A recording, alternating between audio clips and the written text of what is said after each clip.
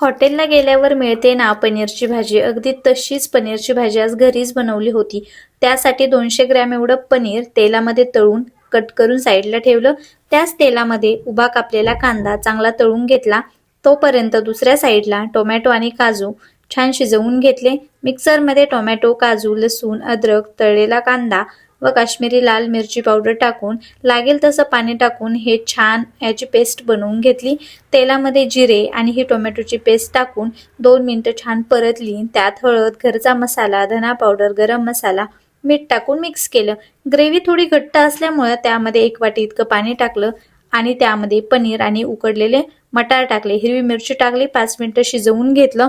वरून कस्तुरी मेथी आणि कोथिंबीर टाकले आणि आपली ही एकदम जबरदस्त अशी पनीरची भाजी तयार झाली। तर तुम्हीही एकदा नक्की अशी ही पनीरची भाजी घरीच बनवा आणि घरच्यांना खुश करा। तर ही पनीरची भाजी तुम्ही बनवली तर ही भाजी तुम्ही चपाती, रोटी, नान, भात कशासोबतही खाऊ शकता। तर एकदा नक्की बनवा आणि मला सांगा तुम्ही बनवलेली ही जी पनीरची भाजी आहे ती कशी बनली होती।